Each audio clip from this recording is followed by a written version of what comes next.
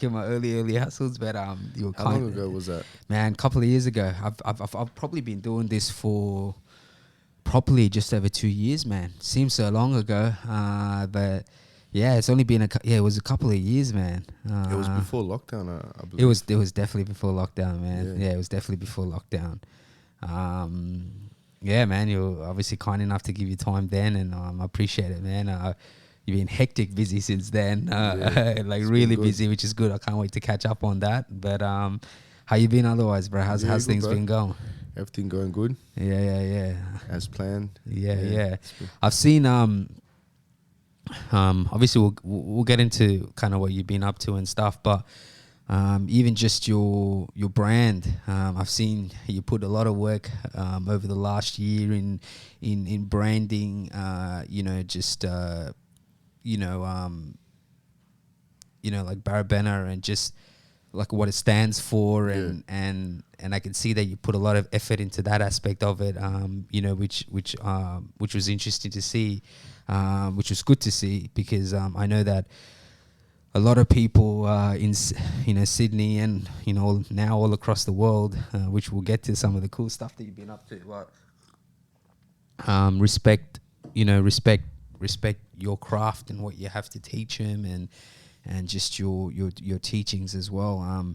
So it was kind of really good to see that you're really trying to kind of bring that to the forefront now. Sure. A lot more now that I've seen.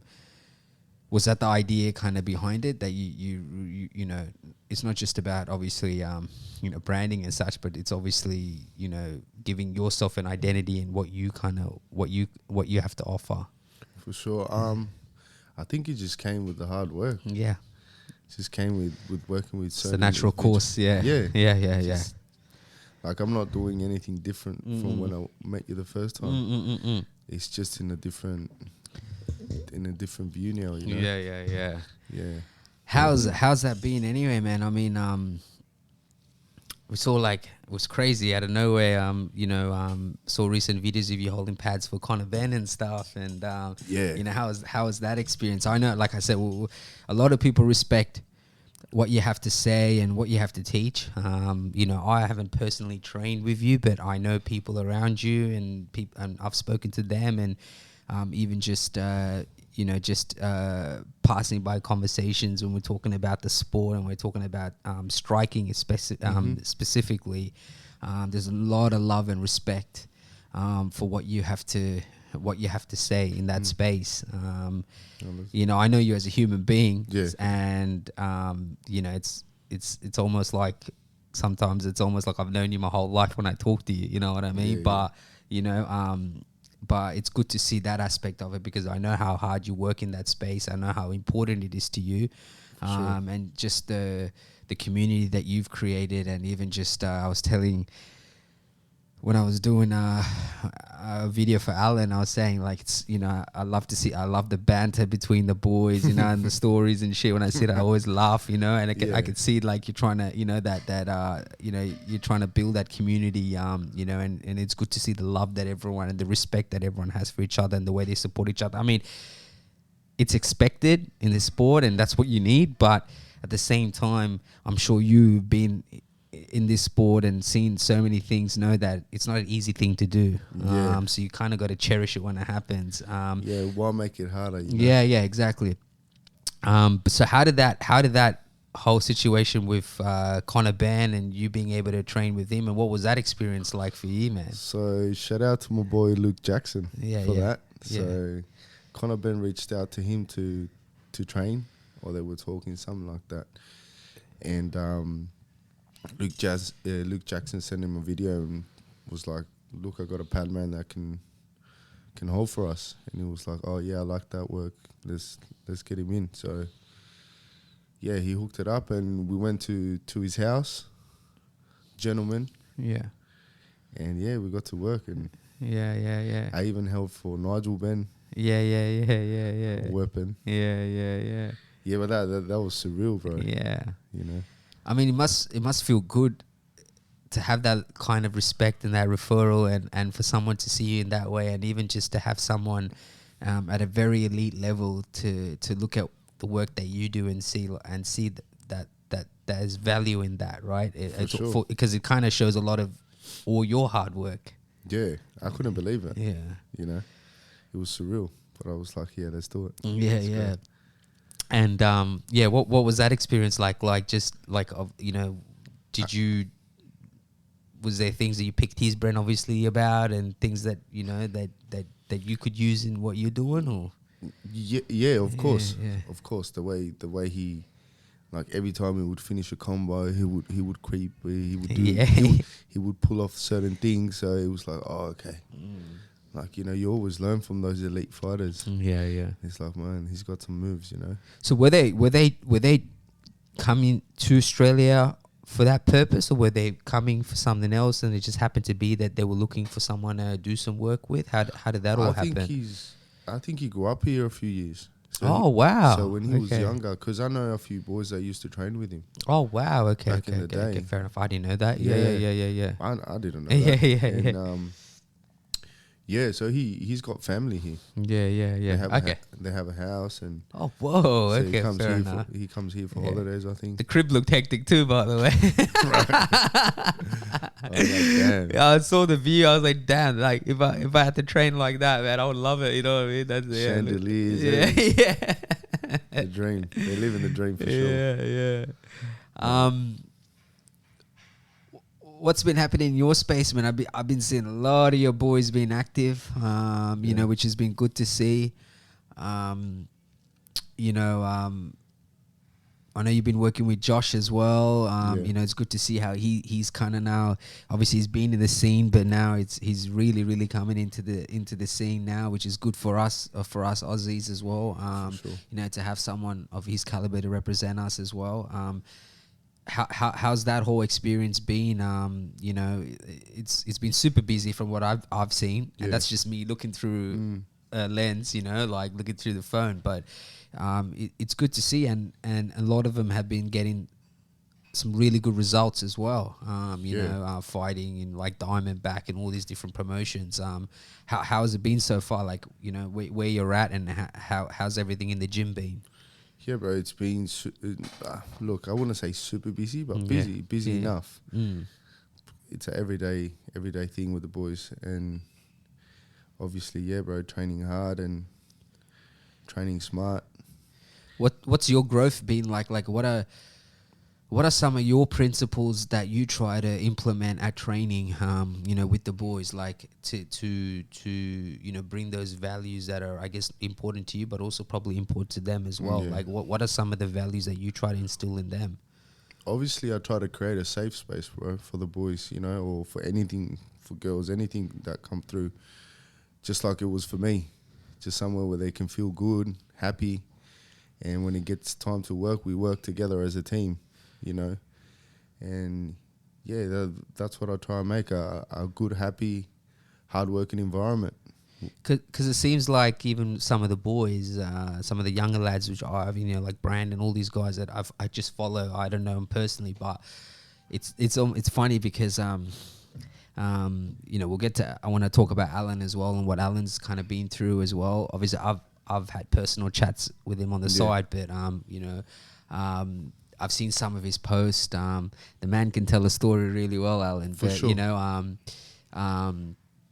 A lot of these guys didn't have competing in their mind, and have naturally gone down that course from what I've seen, like from what Alan has posted about some of the students and etc. Yeah. What do you put that down to? Like, I know you see you're creating a safe space, but you of all people know training and then competing, like the commitment is a whole nother level, right? Like what have you seen that allows those people or allow the those kids to be able to be like, man, I can do this, or I want to give it a go, or I want to put myself in that situation to compete. Yeah. I think most kids don't want to compete because there's no confidence there. And the more you train them, the more skill set you give them. They get to see themselves, right? What they do, like, as well. After a few months, they're sparring. They're doing well in sparring. They're like, oh, you know what? Maybe I can do this. Yeah. It's all for me. It's all having a good time and skill development. Yeah. you would know once you get skills in something, you get confidence in doing it. So I think that's mostly with all the boys that didn't want to fight. They weren't just confident in themselves, but once they started getting good, getting fit, getting skill sets that they never had before, they were like, oh, you know what? Let's do this. It's not bad. Yeah. Where do you think your values come from? Where do you think? Because, man, being a coach is a whole fucking another level of, I feel like, commitment as well. I've never had to coach or say, coached anyone as such. Always been a good teammate, but so much responsibility, man. Not even just not even just from like them turning up to training and you teaching them the skills, but I feel like mentally, spiritually, like it's almost like there's different facets of a coach for sure that's required depending on where your student is at different stages. Like sometimes they're going through the dumps, or sometimes things aren't going the way they and that they intended it to, and sometimes they probably do look for you or you as a responsible coach or a mentor. For sure, have to step in and be like, kind of, what I mean. Make sure that confidence doesn't break to a point where it's like they overthink the situation and then it kind of all goes to shit, right? So, like what are some of your where first of all where does that come from for you, like in terms of those principles, in terms of what you teach them, and what's some of your ideologies in those situations? Like, what do you do in those situations? Obviously it comes from my coach being that way with me and all our teammates back in Sweden, where he showed us tough love, but when it was time to show love, he did. But when it was time to be tough, he was tough with us, and I think when you with someone for a long time, you can see their habits, the way of being, so you understand when there's something going wrong. When you're with someone all day, every day, it's like, I know there's. You can pick the sense then. Because you've had experience in feeling that way as well, and the way my coach used to pick me up is just little tricks that you learn, and you're like, come on, bro, let's have a chat. Or after training, send them a message. I could see you're a bit off, bro. Like yesterday, I was speaking to one of the boys, and I was like, you know what, you need some time off. As in, like, not a week. I was like, take a few days off. You're doing too much. It's important, right, man? Like, it's really important, right? Even just that, like, because in that state of mind, you don't realize, like, you might be heading towards the line of burnout, right? And it's like, and I think as human beings, and especially in this sport or anything we do, sometimes we automatically think shit's not working out, so go harder. Yeah, you know what I mean? It's an ego-driven sport. Yeah. So it's like, especially with men as well, women are more thoughtful, emotional, so that they understand. Really? Yeah. They think more, When men is just, they just do. If you don't stop a man, and he'll just keep going. Yeah. So he doesn't look at it as, I got to pull back. I look at it as, I'm not doing enough. I'm weak if I take a day off and just do nothing, which is the wrong way of thinking. I always try to express it like this: you rather rest 3 days than be resting 3 months from an injury if you keep going. So I always say that to them, and then they're like, oh yeah, you know what? That's a good way to put it. I was like, why are you gonna go hard for this week when it's going to jeopardize your next month? Do you know? And it's like, they're like, oh, you know what? Yeah, you're right. Yeah. And it's not till you go through it, you realize, oh, shit. Because I used to be like that too. Yeah. I'll be sick and I'll be like, oh, I'm trying the sickness off. And just wake up the next day being like, oh, even worse. What's it like being working with Josh, and what do you and just being on that journey with him? Like, what have you seen in him that allows him to compete in arguably one of the biggest, if not the biggest MMA organization. And what has that journey been like for you? And it's funny as fuck, even just seeing you there on the when I'm watching the fights and seeing you there, and you don't give much emotion away, but I could see fulfillment in you, like warm fulfillment in you, just to be there and be part of it and doing something that you love doing, For sure. What's that journey been like for you? But how has it been working with Josh, and what is it that you see in him? Man, Josh is we're talking about Josh Culibao, by the way, for anyone that I just keep saying Josh, but Josh Culibao. Shout out to Josh Culibao. Yeah, bro. He's focused. He's a good student, bro. He shows up and he takes on board whatever you have to say. I think that's why he performs and keeps evolving as a fighter. He's always there to listen. He works with beginners, with advanced. He's not that type where he's like, oh, I don't want to pair up with him. Nah, he actually goes through it. He helps people. That's a great insight, bro. He's a great kid like that. Yeah. He's a blank canvas when he shows up. Yeah, he's not like he asks questions all the time.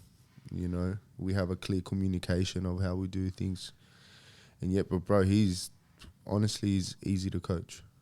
What is it that people come when they come to you? Because like I said, bro, like I know you'll be humble about yourself, but I know enough people to know the respect that they have for you and what you have to offer. What is it that when they come to you, right? What is it that they're looking for, or what is it that brings them to you? I think I always see all trainers, we're all the same unless we focus on what actually matters, which is the details of everything. That's what I try to focus on when I get kids, like I can see anyone and just pick what needs to be done to be a little bit better. And it's not about you're not good. It's like, how can we be better in anything, any aspect? Moving, I don't know, feinting, punching, combination, you name it, footwork. Do you see what I mean? So I just look at what's missing and I just add to it. I don't try to deduct anything. I just add to it, because obviously Josh and some other MMA boys, they've got their head MMA coaches. They got their head coaches. So for me, it's not about stepping on toes. It's for me to be working around what they're doing. Yeah, got you. Do you get what's what I mean? already there, but adding to it. I just add to it. I just add to it. And that's with anyone that comes and works with me. Yeah. I don't believe that you do wrong is that you can do better. Because it's crazy, right? Like one thing I was thinking about just watching different fights, and whether it's in boxing, whether it's in MMA, and kickboxing, whatever it is. People are like, certain people, when they do it long enough, they're comfortable with a certain style, and it's like it can get a bit hard, because if someone comes and tries to alter it all on the belief of what they believe, a certain stance, or how you know what I mean, how you should carry yourself in certain moments, or the way your style of fighting is. What I've experienced from just watching like professional fighters, high level fighters, is that like their styles are all different. There's no one style fit all, but they go about the method the same way, but they're comfortable in their own skin in how they're trying to do it. And I feel there's basically no way. Yeah. There is no way. There's and the reason I brought that up is because you just had said that previously, and it was just something I've been thinking about a lot. Like there's some things that just feel comfortable for me, and some things just don't feel comfortable for me. For sure. And then when I go with the uncomfortable way, because it seems like, or the being right told way. because they say it's the right way, I actually feel like what seems like not the right way to them is where I feel more comfortable. I'm getting more done that way. Like I'm getting more output and more results that way, as opposed to doing it the way that they feel is the way that is the right way to go about it.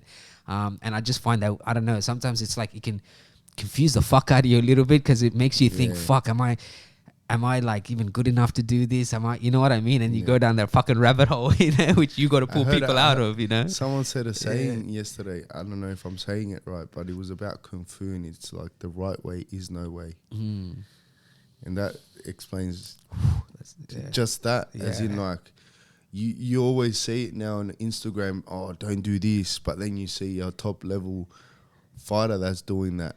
You know, it's like, you know, all these little instructionals, don't pivot on the hook, or you know, don't step this way, but then you see a top elite fighter doing it, you know, and it's like, it's what works, man. And like, you know, and sometimes their answer to that is, or, you know, they're elite, whatever, but I don't know, I just feel like your body, your mind, the way you do things, some things just feel right to you. You know 100. What I mean, man? And I've been thinking a lot about it. Like I have, because even just with, like, you know, I've only, you know, I may have not competed for so long, but like I've been in the gym and I've been lucky enough, you know. And you're around good. Your team's good, man. Yeah, so I've trained with different people. You know what I mean? Like even when I was in kickboxing, I was at, you know, Bulldog, when I lived in the area, Bulldogs, you know, under the McKinnon brothers, and you know, training with them, and it's something like, I feel like some things just feel right to you, the way you stand, whatever, and then you just see like you're just different, you know, you just go about things more comfortable. And so it was an interesting question I wanted to ask you, because I was like,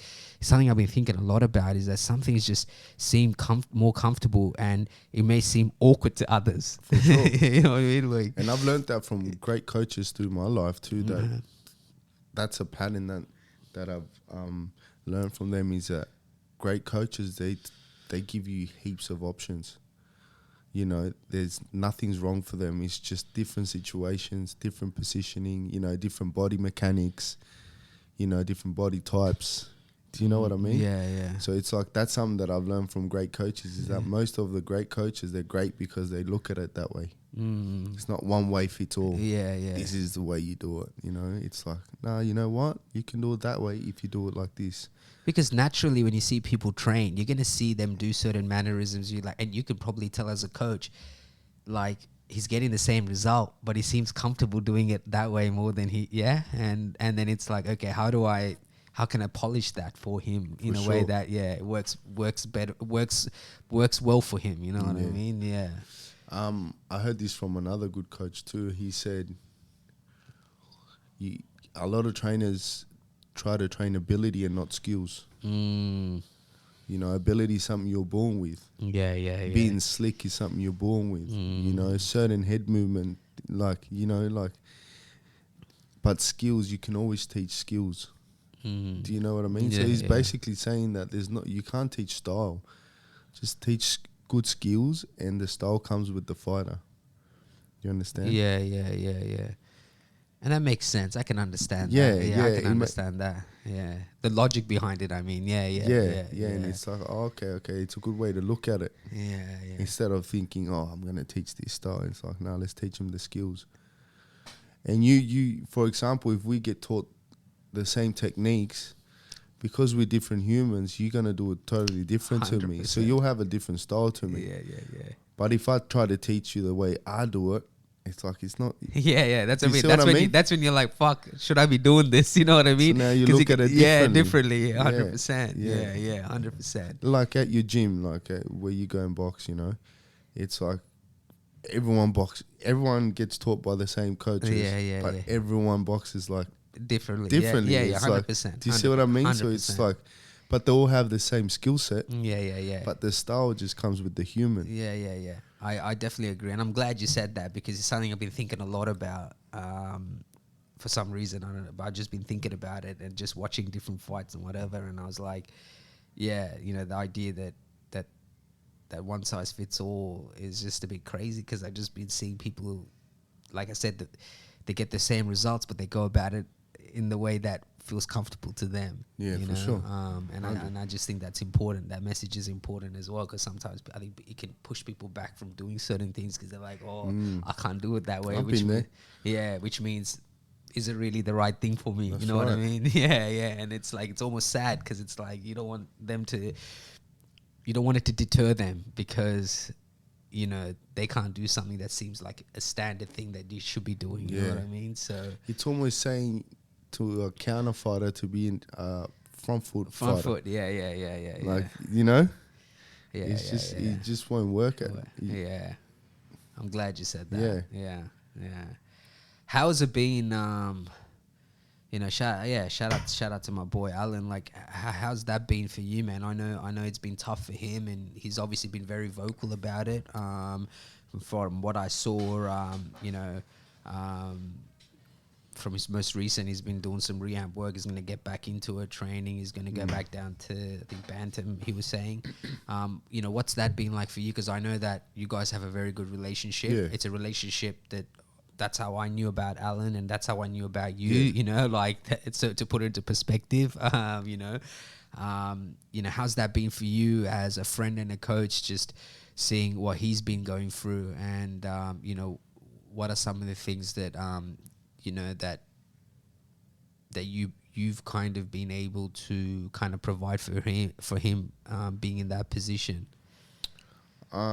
Look, obviously seeing Alan feel the way he feels sometimes, obviously it hurts as a good mate, as a trainer, but like I always say to him, bro, like, we come from a past where we've pushed through the whole way. So this is just another obstacle on the way. Might seem bigger than everything we've ever had, but it's just another obstacle. And it's just about, you know, having the right people around you. And man, I've never stopped believing in Alan. I still believe in Alan. I'm still with him all the way, no matter what. So I just try to give him that pep talk where that's life, bro, you know. And fuck, for some people we get dealt different cards, man. That's life. 100%. You know, you might be on top of the mountain and then boom, you're down there, you know, and you got to restart again. But that's the beauty of life. At least we have the opportunity to do so, you know. It's something I was thinking on the way here, knowing that I was going to talk to you, and I was just, you know, I always veer off thinking shit when I'm in my mood, but I was just thinking about just even personally just my journey, but I was thinking about the sport, and I was thinking like just what this sport has given to me as a human being. And I was like, always compare it to life, but then, you know, sometimes what I've realized is like, your heart can be so set on the results. You either lose or you win, right? And sometimes everyone else's eyes on whatever you're doing is fixed on the result, which is you lose or you win, or a draw, right? But there's so many like there's so much depth and level to this shit in terms of just as what you go through, right? That outside looking in, people will never fucking understand unless you've gone through it, that you understand the benefit. There's certain things that, you know, it's like the confidence or the belief system to think that you can do something that looks crazy to others, right? Take fighting out of it, like just things you do in life, right? Like building a business, whatever. Or doing, you know, even with what I'm doing and whatever, the belief systems comes from the fact that you put yourself in an uncomfortable situation, and it's taught you that, whoa, like I can do certain things in the most chaotic environment, and then you take that with you in life, right? So it's almost like the outside looking in, all you're fixated is on the result, but you don't understand that this journey has so many depth and layers to it that as a human being, there's so much reward that you get from it. You know what I mean? There's so much reward and so much confidence and so much belief that you're like, you almost feel like you can do anything sometimes. 100%. You know what I mean? And I think that, you know, I think that's an important lesson, but it's also a lesson that you only learn being in it as well. For sure. I feel like, you know what 100%. I mean? So it's a tough career, bro. Yeah, it is, man. Yeah. You would know, you've been in there a few times. And it's like the first thing, like one of the only first things I thought about, bro, being through, especially, you know, I haven't really spoken about what's happening in my life right now with what I told you before the podcast. It'll probably come out next week, but it was heavy, bro. There were times where I was like, fuck, you know, like, how am I going to do this? Like, not so much from, like, I've never looked at this as a career or making money, but what I thought about in those moments was, fucking how important like things like the support system, sponsorships, being able to train full time and you want to make it a career, how important it is. Because like you need that space, you need that support. You can't like, you know, like getting up, going to work, you know, like even like then going to training, then coming home and then having to be a dad and like, you know, and then you're trying to juggle everything, right? It's different for me because I'm not trying to be world champion in career. For me, it's always like I've always wanted to do a good. I want to test.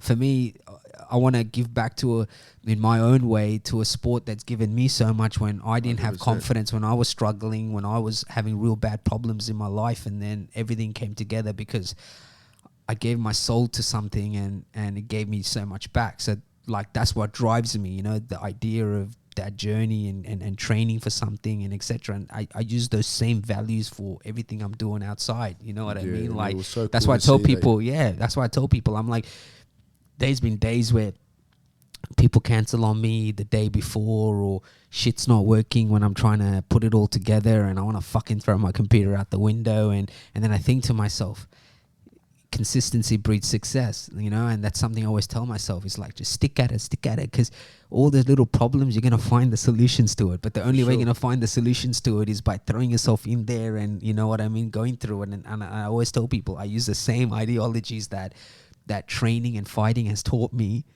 with everything else I do, you know 100%. What I mean? And that's why I'm always grateful that, you know, even though you have those bad days and not so good days and whatever, I think to myself, I look at the situation I'm in and and I be realistic with my what's going on in my life, like, you know what I mean, and then I look at what I managed to do with all of that, and still, you know, like even my mate yesterday was like, bro, I don't know how the fuck he did it. He's got 2 kids at the moment. I don't know how the fuck he goes. I go I'd find it hard just to go out and train for half an hour, you know, because I don't know how you did it, you know what I mean. But crazy.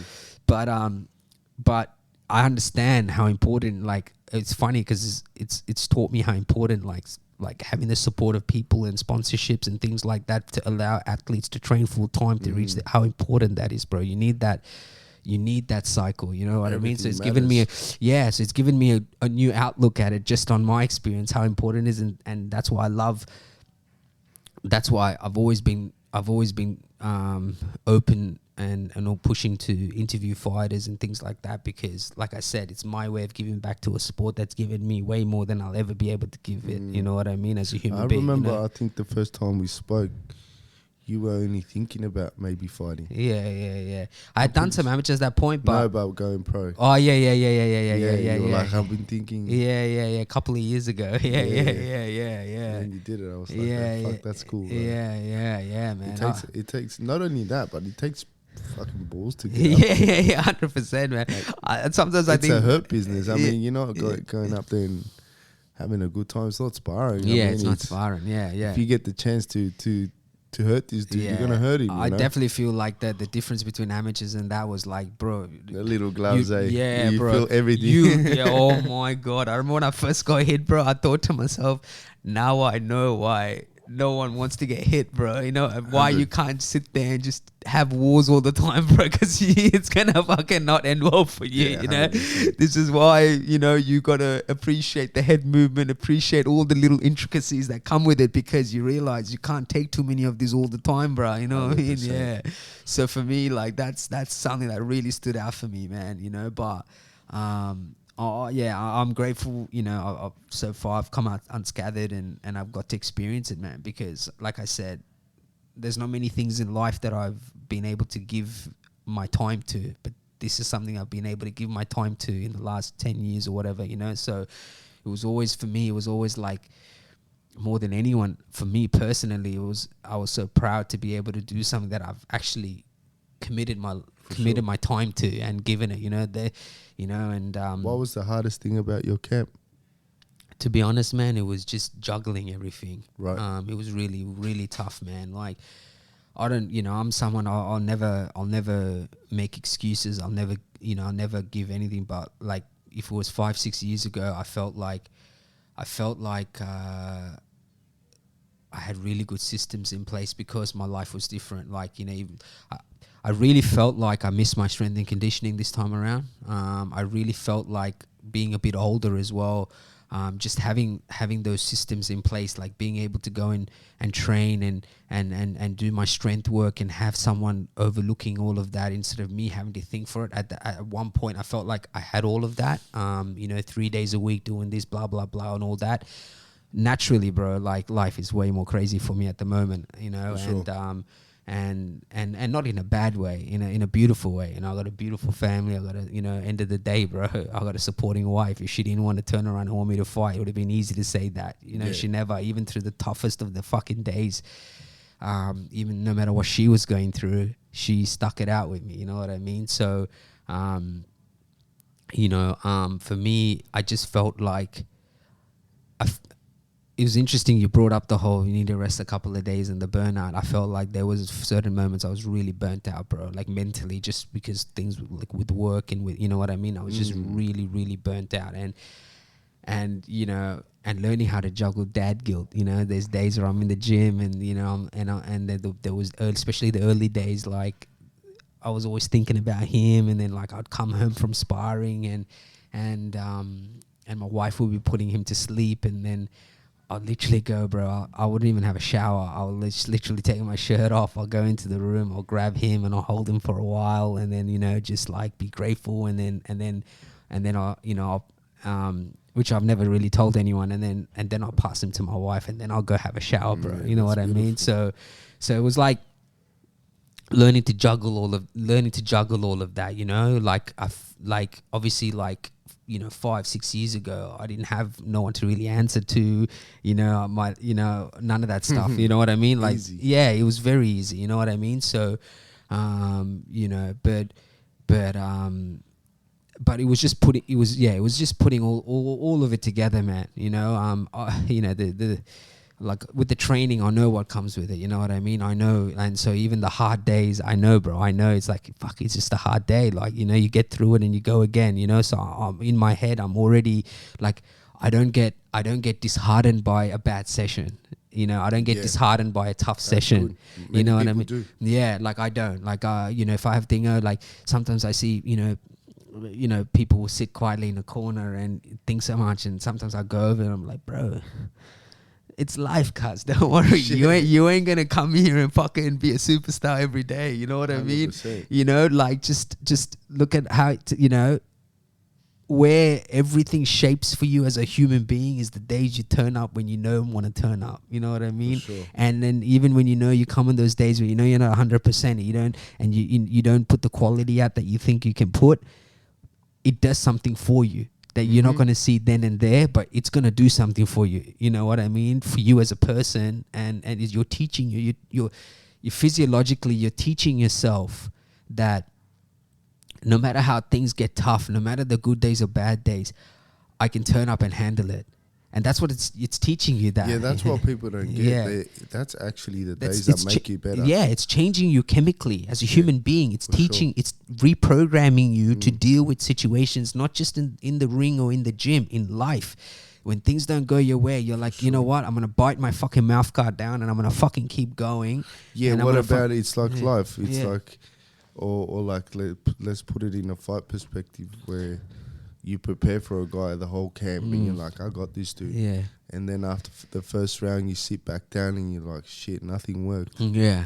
Boom. Yeah. You gotta come up with something out of your back pocket. Yeah. Like even with my fight, man. Like fighting a guy younger than me that's doing a full time, that's being so active and whatever. Like I remember the second round, and this is one of the lessons that I learned for me as a human being from this fight, that even though I was disheartened by losing the decision, that moment I believe will shape me as a human being for the rest of my life, which was, he got me with a shot I didn't see coming and he hurt me and I went on my knees, and it was the second round, and I was like, fuck, in my head. And bro, my son's there, my wife's there, like they're all at the fights. My son's still young. He doesn't consciously understand that his dad's up there, but I believe in energy. I believe in putting the right energy out, right? My mum and dad haven't been to a fight since my first amateur kickboxing fight more than 10 years ago. My mum, they hate watching me fight. They hate all that shit, right? They decided to turn up and come. Did you get up? Fucking earth, I did, bro. And at that moment, I just remember telling myself, like, yo, like, these guys don't understand my heart. Like, and the crazy thing is, I came back and I heard him, and I just couldn't pull it. And when I was telling you about the, like, just my strength, like all the little structures that I had in place, I just couldn't pull the trigger on him. And that's what Rick told me too. Is like, I could see, like, bro, like, I fucking heard him. I came back and I fucking heard him. Like, I could see it in his eyes, and every time I trigger, my body just shuts down on me. You didn't have that last. Yeah. And I pride myself in that, bro. The one thing I pride myself is when I smell blood, I know that when I have that engine, I'll just go for the kill. You know what I mean? And even Rick told me, he's like, I could see it in your eyes, like, you know, and I could see him. He goes, every time you threw numbers on him, he goes, he was hurt, like, you know, but I just couldn't go there. And I knew straight away. I was like, I know, because I've been lucky enough to train as an elite athlete, like, you know, when I was in the athletes program, you know, shout out to Next Level, like, you know, with WOF and doing the strength and conditioning and 3 days a week and training and recovery and all that. Like, I know what it was like, because I remember my first ever amateur boxing fight. I was like training like that, and bro, I stopped the guy in the second round. I felt like I could have punched for 8 rounds, like, you know. And it's funny because Rick said to me, he's like, it's such a good feeling, right, knowing you have the cardio and everything in you to just go. Yeah.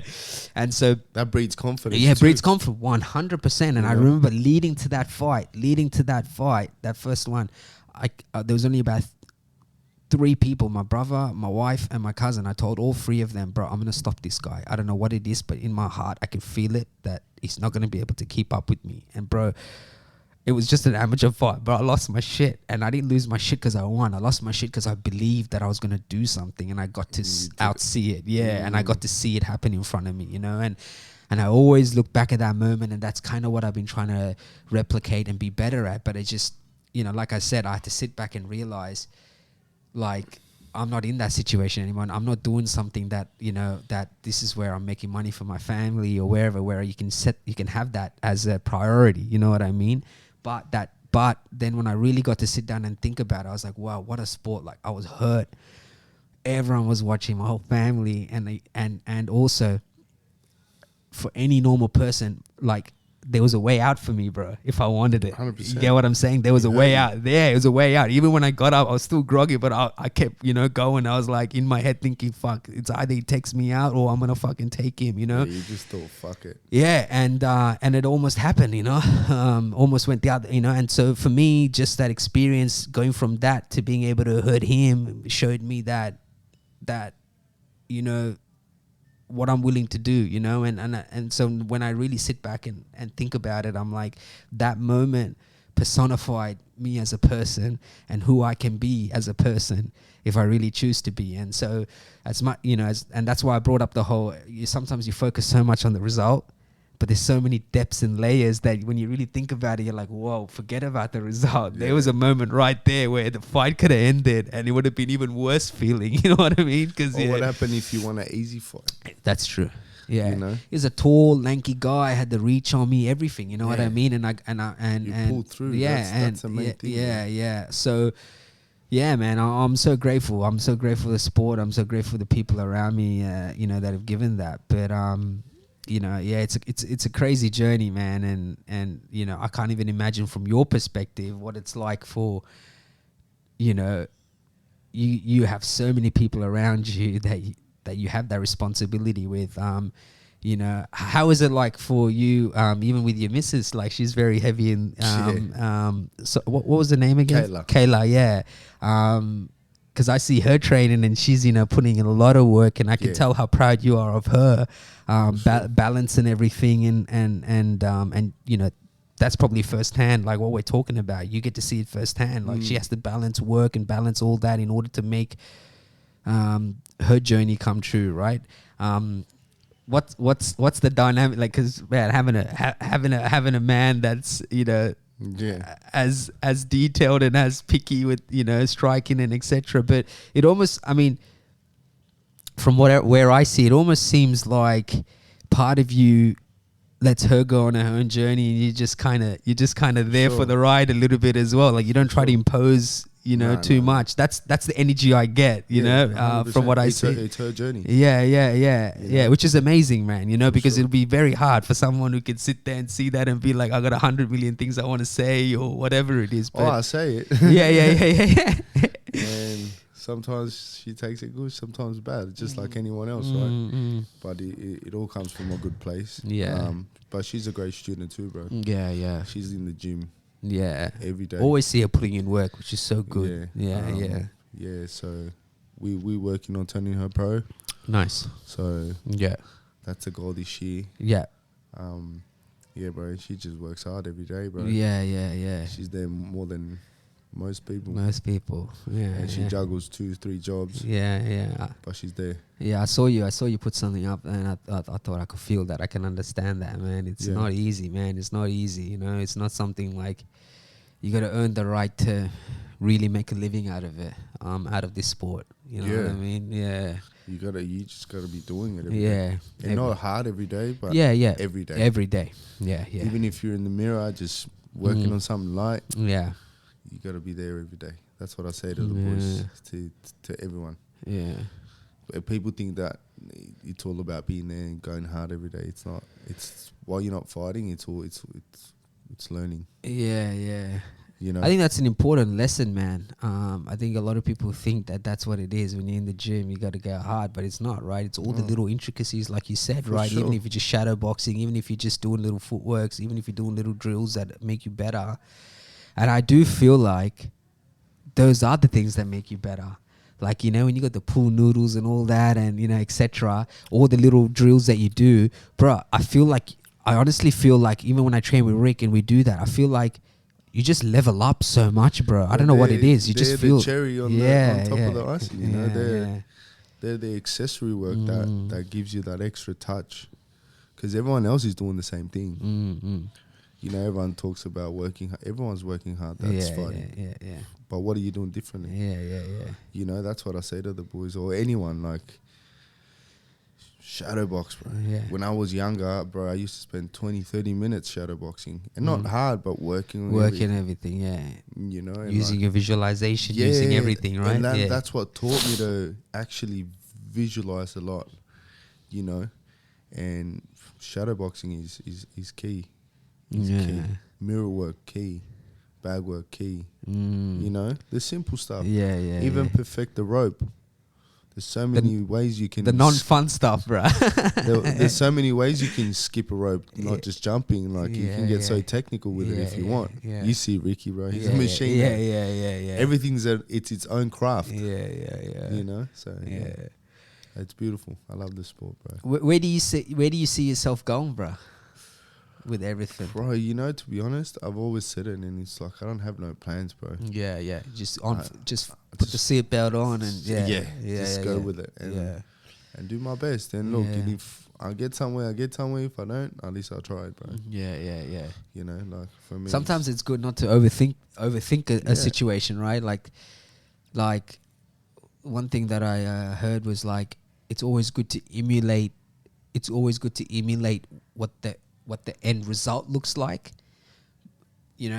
but don't have so much, bear so much thought on getting there. Like, don't let that be the thing that haunts you every day. Like, how am I going to get there? But emulate what you're trying to do, what it looks like at the end of the road, like in whatever you're doing. And that's kind of what I've been trying to do with whatever I'm doing. Is I just try to emulate what I want my brand to look like when I, with the podcasting, with all the other videos and everything that I do. Like, what am I trying to do? Of course it can be better. Of course it can be 100 times better. But you just gotta, it's all the little things, man. Like, if people don't realize, like, if it was up to me, bro, if you had whatever, you could do, whatever resources, you can do whatever. But what are you willing to do when you don't have that? You know what I mean? For sure. Are you willing to I remember when I first started, even way before our podcast, it was in a corner of my old place, and it was black and white, and fucking everyone was, everyone had comments about it. But we're in Bella Vista Hotel now, bro. You know what I mean? Yeah, like, you get what I'm crazy, saying? But that was a black and white video I used to film off my phone fucking shit mic, you know what I mean? And you could, you know, hear the echoes of the ceiling, and you know what I mean? And I was just figuring it out. But I always knew that, like, I'd be sitting in a place like this, you know what I mean? I didn't know when, and I didn't know how, and I didn't know none of that. But I always believed that, and that's what I'm saying. Like, that's what I'm always grateful for the sport, because it taught me where I was, and I look at where I am now, you know what I mean, as a human being, but even just in skills, like, you know what I mean? That's why I tell people, I'm like, all these people do like 6-week programs or whatever, bro. I said, bro, anyone can throw a jab every day for 6 days a week, for months on in, for years on in, and then come tell me, you know what I mean? Like, then you see if you like it. You get what I'm saying? Because at some point, you know, it's going to be more than just turning up and fucking having a good time for 6-week program. You know what I mean? And that's why I say it's a different, you know, it's different when you have to do it. And then you have to juggle it amongst other things. And then, you know, like, there's some mornings you get up and you're like, fuck, do I really want to go? And then you go anyway. And then come tell me whether you're willing to fucking, you know what I mean, do it, you know? So, you know, it's easy to criticize at the beginning, but, you know, it's, you know, everything's got to start somewhere, you know, and you know, like you, I don't know where it's going to end up. I don't know. I don't know, but I know that I love doing it. Yeah. If that makes sense. I mean, let's say if it all falls to shit, I'll still be doing it. Like, put it that way. Like, if I lose 100%. Everything I have, 100%, I'll find a way to just have a job and still teach whoever I teach. It's just part of me. It's just like, what is it about you what is it about it that you love so much, man? Because I can see that you have a genuine passion for it. And another thing is, it's so good to see you come out and break things down now. You know, it's something that I've seen you do a lot more in the last couple of years, even in the last year. But, you know, the real details of, you know, I think the latest one I saw was throwing the jab and certain variants of doing it. But I can see that you're putting a lot more effort in explaining that just to the open audience. You know, what is it about coaching? But what is it about even just being a someone that wants to, you know, kind of pass that information on, and those skills and all those little intricacies? What is it about you that motivates you to want to do that? Because just like anything, bro, it's easy to be like, fuck, you know what I mean? What am I doing this for? You know, but I can see that you genuinely love doing it, and you genuinely love teaching people and showing to the wider audience all these different intricacies of striking and you know, and your bread and butter. What is it about it that pushes you to do that? Good question. But I love martial arts. I love the craft. I'm in love with the craft more than I'm in love with the actual fighting. Do you know what I mean? I grew up in a martial arts family. My grandfather, my uncles, everyone around me was doing martial arts. So it's been, and you know, being around them talking about it and just putting the gloves on when kids, and I just love the whole lifestyle that comes with martial arts, the people you meet, the options it gives you, you know. So I see it like that when I see something, you know, breaking it down. It's like, I love it. I'm in love with the whole martial art aspect. I can watch taekwondo, I can watch karate, I can watch anything that's got with martial arts to do, because everything's related to everything, right?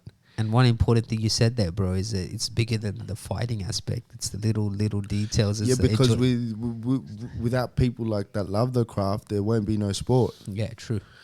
You know, and it's so weird because I still have this image when I was training in Sweden, and we were doing a certain type of kick, and it's this weird like flashback I keep getting, and one of the boys was doing it wrong. And I remember like my eyes couldn't get, I just wanted to go help him. Now it clicked back to me, thinking that I've been wanting to help since way back. Yeah. So obviously I wanted to fight, but I think deep inside coaching was my thing. Because I was always worried about, like, obviously of me, but I was always worried about others. Yeah. I would walk up in the middle of the session and be like, bro, It's almost like the universe was already telling you, bro. Yeah, and then my trainer would be like, get back. Get back, go train. Don't worry about that, I'll do it. I was like, all right, but you know?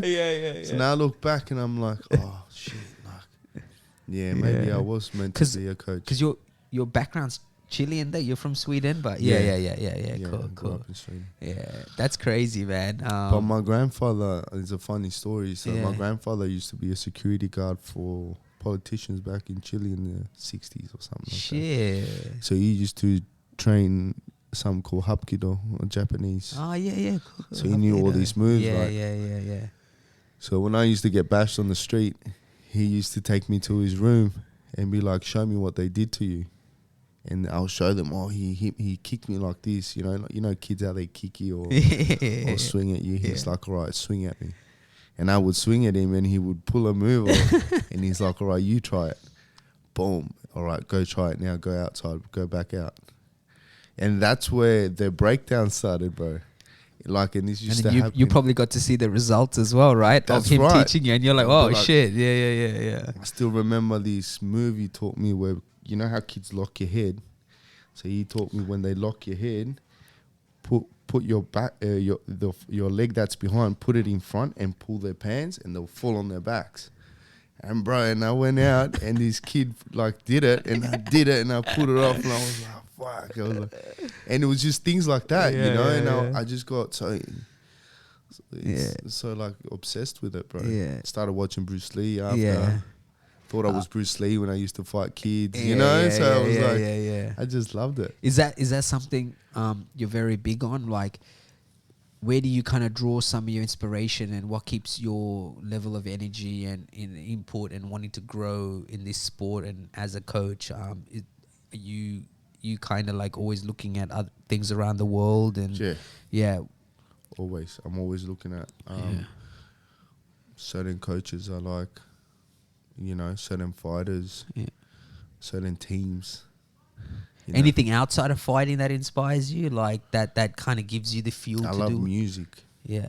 I love music. So I used to be, no one knows this, but I used to rap. I rapped for many years. Yeah, bro. You know, I did too, right? Yeah, if you go on YouTube, bro.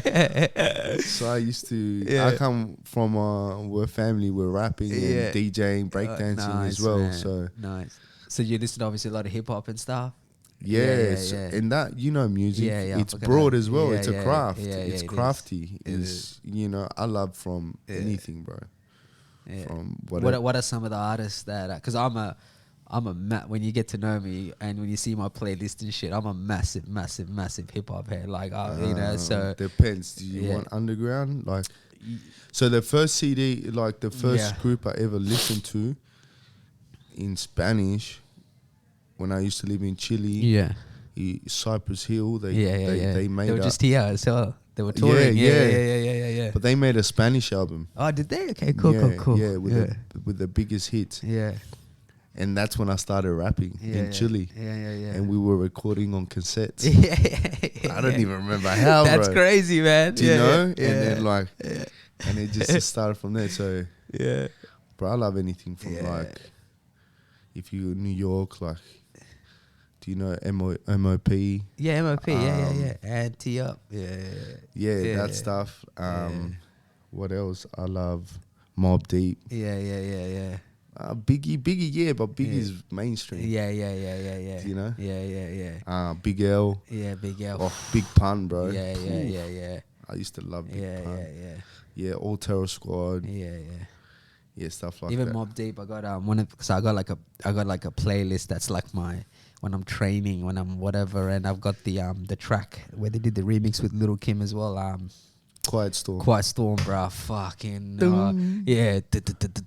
Oh, bro. Tell me about it. Yeah, but that's that energy that you just showed. Like, that's what I feel like when I listen to it, bro. I feel like anything is possible. It's just some connection I've always had to the idea of music and everything I do. Like, you know, it's just so there's always like a inside joke around my mates and when we're drinking or when we're just kicking it and whatever. Like, I have to have control over the vibes. You know what I mean? Yeah. And they always give me shit. They're like, oh, Jalan's here, bro. They're gonna fucking it's like, oh, give him serious. And then they always make bets. They're like, how long will it be till he fucking gets in and changes it and starts, doing his playlist. You know what I mean? Did you go watch them when they came? Who, Mob? No, I didn't. I didn't get a chance, bro. I didn't get a chance. I've been to I remember when Nas came, I went to Nas's concert. I've been to a few others, but I didn't get to see Mobb Deep, bro. No, I didn't get to see. I'm assuming you did, or? Yeah. Yeah, it's insane. I was going crazy. Yeah. Even Big L, he went too soon, but yeah, he was, I reckon if he had a little bit more time, he would have gone down as one of the most. I mean, there's a mad interview where Nas says like he used to be scared of Big L because of just how skillful he was. He used to scare him how good he was. Yeah, so he was someone. Yeah, man, and even Big Pun. Like I love that Capital Punishment album, bro. Like just Just I think the track Boomerang. I remember when I bought a new TV and I bought a new system, and I would just play that because I just wanted to hear the subs go off, and I would just test it when that shit was just be on repeat, But I was sending you some music. Actually. Yeah, fucking earth. I'm like when I mean, bro, I'm a massive music head, bro. Like it's Do you know, it fuels me, bro. It fuels me. Do you know the group Army of the Pharaohs? No. Oh, okay. Yeah. Non-fiction. Yeah. I've heard of them. Yeah. Ill Bill. Yeah. I gotta send you some. Send me. Yeah. Because I obviously have my my group or my style of what I listen to, but I'm always open ears to I'm always. You like that boombox? Yeah. I still love that boom bap stuff. Bro. Since I was 19 years old, in terms of coming to Australia, I'm fairly in terms of old in the sense I was 9-10 years old when I came, right? So there's a large chunk of my life where I had to kind of learn everything, right, from where I came from. So, but there was a period, and it hasn't changed till this day. The first thing I do in the morning, bro, I have a whole bunch of hip hop sites I go to. That's where I get where the music, where what the latest music is, or what's going on, or who's dropping what, or whatever. It's that with all the mixtapes. They show all the mixtapes. There's different ones. So I go to rapradar.com. That's one of my main ones that I go to. And they do a mad podcast. The guys that own it, Elliot Wilson, he used to be a journalist. He used to be a journalist back in the 90s. He used to work for that. Remember Double XL magazine and all that? Yeah. So he used to work for them and stuff. So him and a guy called B. They run that site, but they have all the latest shit. They do their own Rap Radar podcast. So. And then there's one called hiphopdx.com that they have you'll be able to get tapes and shit from there, and then there's another one called sohh.com. They're the three main websites I feel I get all my news from, what's going on. But bro, every morning without thinking, that's the first thing I do. I used to grab my coffee, I sit there, I read, see what's happening, what the latest music is, and even now, bro, I'm at a stage where because we live in a world full of singles and stuff. I actually wait for I look for good albums where I can just press play from the beginning and and listen to them. You know what I mean? Instead of we live in such a world where singles come out, but now I look for body. And it's funny because when you look at it that way, you realize how good the people that did put bodies of good work out, how good they were, because it's actually not easy to do, to have a rhythm where you can listen from beginning to end and then take you on a journey. You know what I mean? And I feel you get to really listen to it. Yeah. Makes sense, and just the vibe as well, the sound of the Were you a 50 fan? Yeah, massive 50 fan. Man. How good was he, bro. You know what's funny? You saying that, I'm glad you brought it up. I'm a big fan of his evolution to even just what he's doing now. Yeah. Bro, I've read his book. I literally watched a podcast he was on 2 days ago. I'm picking up so much things from just what he's done in a business sense and in the entertainment world, outside of just music. I'm just bro. He's got so many really, really, really good lessons. And when I audio booked his book. It was